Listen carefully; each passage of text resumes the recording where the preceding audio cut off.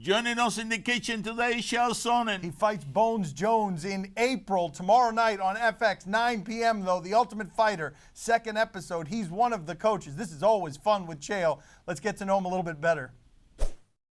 You specifically, you've got a fight coming up against Bones Jones here. It's been awfully friendly, Chael, and frankly boring. I don't like you friendly. I like you antagonistic. Why are you being so friendly? Well, right now what you're seeing, this is Coach Sonnen. Coach Sonnen has no problem with Coach Jones. Now, John Jones and Chael Sonnen eventually will get down to business, but we're not there yet. We're at right now is putting the focus and the emphasis on the guys that deserve it. And that's the guys that are representing Team Sonnen versus the fine young men that are representing Team Jones.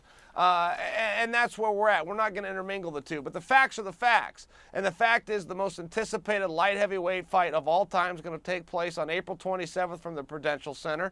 It's going to be huge. It's going to be anticipated. But it's not going to be tonight. Tonight, it's going to be on FX, The Ultimate Fighter, right before Justified. You know that, Batard. I don't need to tell you. You've been talking about this all day. Well, I asked Jones, I asked him on a pie chart, Sonnen, deserving of this fight, give me a 100% pie chart. And he said 20% talent, 80% talk.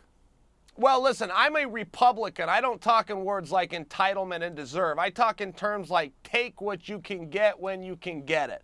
This is my shot. And look, I've never asked for a title shot. I couldn't possibly care less about it. I want to fight John Jones. I'm going to fight John Jones. The title shot and the main event and the money and all of that is just a byproduct. I went after a fight that I want, and that's it. And it's like everything else in this sport, Batard. Chael Sonnen has to come along to show the rest of the guys how to do things.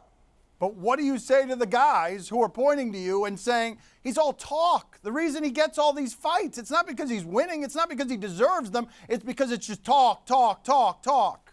I would tell them hello. That's all you say to them. What do you want me to say, Batard? I've been ranked in the top 10 for the last 8 years. I've been the #1 contender at what's widely regarded as the toughest weight class in the sport for 3 years. I've been the champion. I've had multiple title fights. I haven't been ranked out of the top 5 in the last half of a decade. So if you're saying I don't deserve the shot, then bring me somebody that can beat me. Well, Belfort calls you a clown. Belfort? Vitor Belfort? I didn't even know Vitor Belfort was still in the UFC. And the fact that you just mispronounced his name tells us all we need to know about Vitor Belfort. He called you a clown, though. A clown, that's pretty strong. Is it? I mean, a clown? Now, Batard, certainly you, who's been the victim of much worse insults than that, isn't going to try to make something out of the word clown. If you call me anything you want, Vitor, but make sure you understand this. Just don't call me out. Well, he did, though, right? I mean, he did. No, he did not. He calls you a clown, that's not calling you out? I thought it was. I accepted his challenge. He's the one that contacted me and goes, whoa, whoa, whoa, you've misunderstood. I never challenged you to a fight, Chael. I just told you I want the fight that you have. I asked you to step aside. So talk to Vitor about that. But, I mean, if Vitor wants to fight, it's no problem. You've got to understand, I've challenged him and many other guys, Batard. You've never had anybody challenge me. Not one guy. He called you to clarify? Is that what you just said? Yeah, he contacted me to clarify, yes. And what did he say? Batard, are you listening? I just told you what he said. He said, I did not call you out. I said, I want you to move aside. I want the fight that you have. He did say you don't deserve the fight. All right. Who's the first person that you ever challenged to a fight? The first guy I've ever challenged, I wouldn't know, man, but I challenge them all the time. I can tell you I never get challenged back, and I never have guys accept it. I do have guys like Vitor that pretend they want to fight me when they know I have a fight. When I'm available, when I'm open for a dance partner, their mouths are shut. Do you watch the SILVA fight at all? Do you watch it on replay at all? Either one of them? No. Because? Don't care to see it. And how do you feel if I were to show it to you? How would you feel? I wouldn't watch. You wouldn't watch. And the fact that you're fighting Jones now, why is that going to be any different than the SILVA fights? It likely won't. In fact, Batard, you should mortgage your house and whatever few pennies you can scrape together and put it all on Jones. Nothing would make me happier. Well, you're a huge underdog. You're a big underdog. Sounds like a good bet for you then, doesn't it?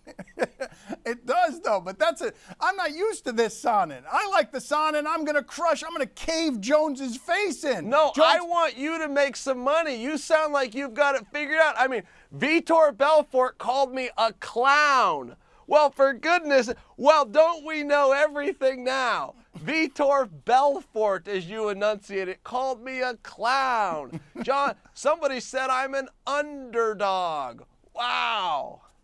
Well, these guys, though, both of them, I mean, Jones and SILVA, you're going to the top of the weight class, and they're guys who everyone would agree they're better at this than you are.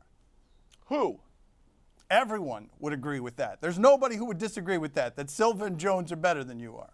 Oh, that SILVA and Jones are, well, there's one way to find out. Well, we found out with SILVA, right? That's done? We found out there? Is there a question in here somewhere, Dan? I think that's a good way to punctuate our experience. You've been on the show more than anyone ever. Congratulations on that. Third interview for you. I'm very pleased about this. Third interview in sports' most unwatched broadcast. Wow, look at me. You are my favorite little product of nepotism, though. You really are. I do. I'm riding you. I'm riding you to glory. I think it's all over, though, after this next fight. I think it ends. Oh, wait, good for you, Dan. Good for you for sharing your opinion with us. You're right so often, after all. Cloaked in success of your fancy set down there with the blinds in the background and a small picture. Look like you're doing well. Thank you, brother. It's literally always a pleasure. Thank you. I literally could never say the same, but you are welcome.